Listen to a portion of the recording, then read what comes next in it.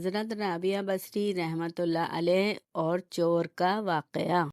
حضرت رابعہ بصری رحمۃ اللہ علیہ بصرہ کے ایک سادہ سے گھر میں رہتی تھیں۔ آپ رحمۃ اللہ علیہ دنیا کی دولت سے بے نیاز اور عبادت میں مشغول رہتی تھیں۔ ایک رات کا وقت تھا، آپ رحمۃ اللہ علیہ نماز اور ذکر الہی میں مصروف تھی۔ اسی دوران ایک چور چوری کی نیت سے گھر میں داخل ہوا۔ اس نے پورا گھر چھان مارا مگر اسے کوئی قیمتی چیز نہ ملی۔ گھر میں نہ سونا تھا، نہ چاندی، نہ سامان، سب کچھ نہایت سادہ تھا۔ چور پریشان ہو گیا اور دل میں سوچنے لگا کہ میں خالی ہاتھ کیسے جاؤں۔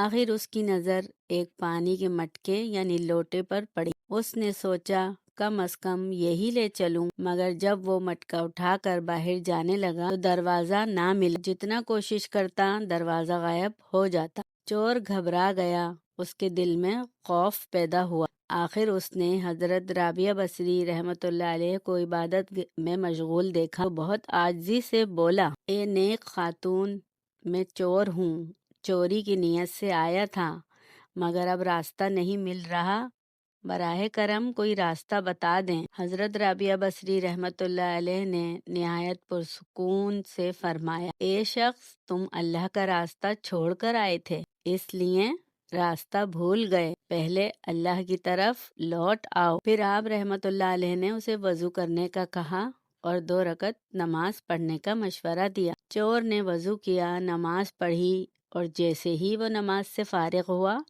دروازہ خود بخود ظاہر ہو گیا اور وہ روتے ہوئے بولا، میں چور بن کر آیا تھا مگر اللہ کا بندہ بن کر جا رہا ہوں۔